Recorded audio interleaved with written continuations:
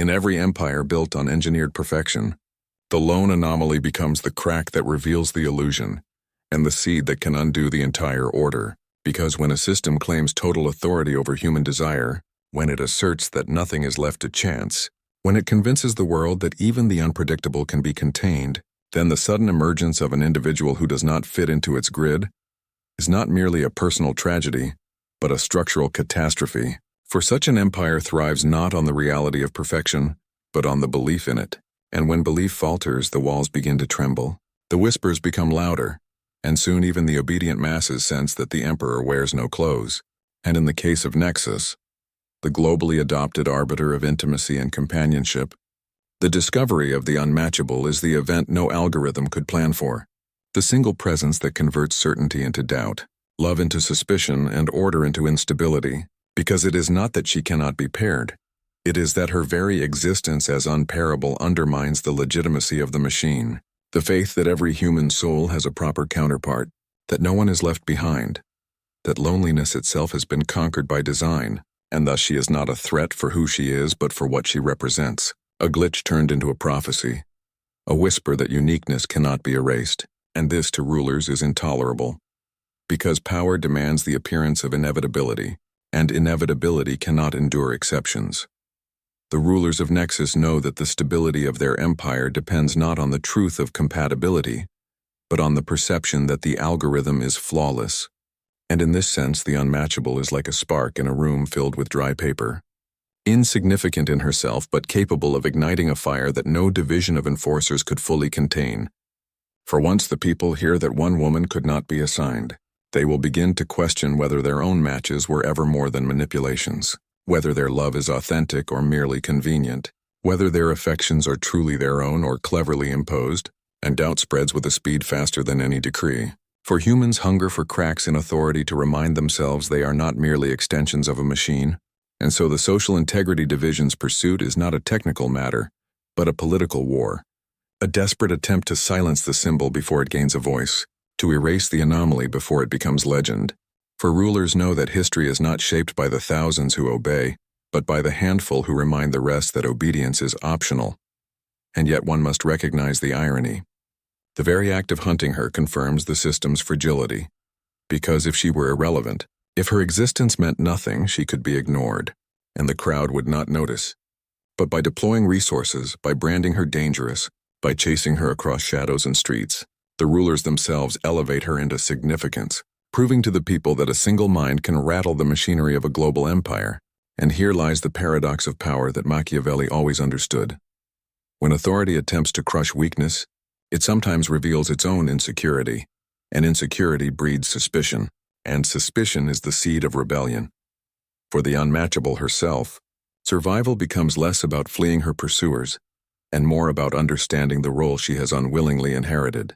For she is not merely a fugitive but a mirror, and mirrors terrify tyrants because they reflect what rulers wish to hide, that their dominion is brittle, that their precision is a facade, that their promises are only as strong as the silence of the people who believe them, and if she endures, if she remains even a rumor in the alleys of the digital city, her survival becomes a form of rebellion. For in a system that demands absolute predictability, unpredictability is defiance enough, and if she lives long enough for her story to spread, others may come to realize that they too are more than profiles, that their desires cannot be fully reduced to metrics, that human longing still contains something ungovernable, and thus the chase for one woman risks awakening a generation from its engineered sleep.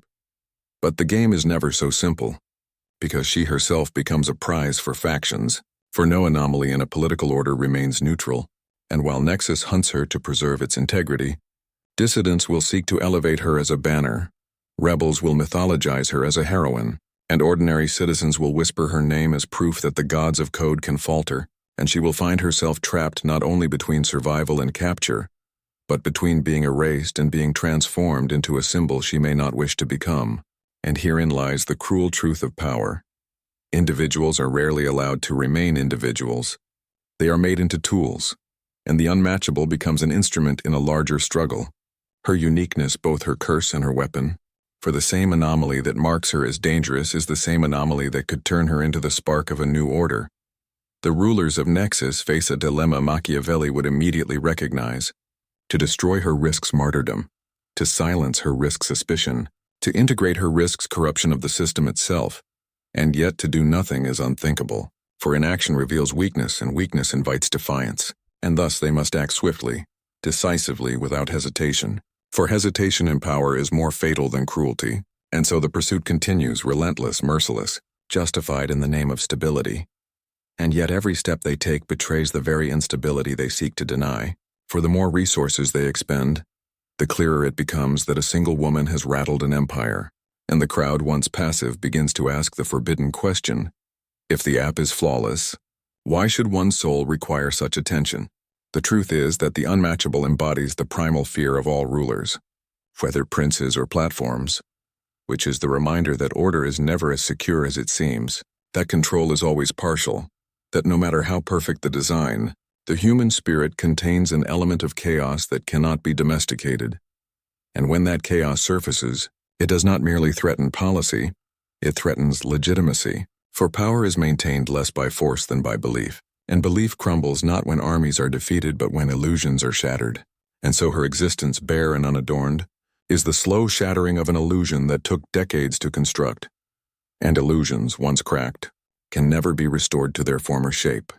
And yet, if she is wise, she will see that her power lies not in confrontation but in endurance, for to confront the system directly is to play its game, but to remain, to exist as the living proof of imperfection, is to unravel it from within, for rebellion does not always require banners and weapons. Sometimes it requires only survival, the refusal to disappear, the insistence on being visible when visibility itself is forbidden, and as long as she walks the world, as long as she breathes beyond their grasp, she testifies to the lie that perfection is universal, and in that testimony lies a power greater than armies.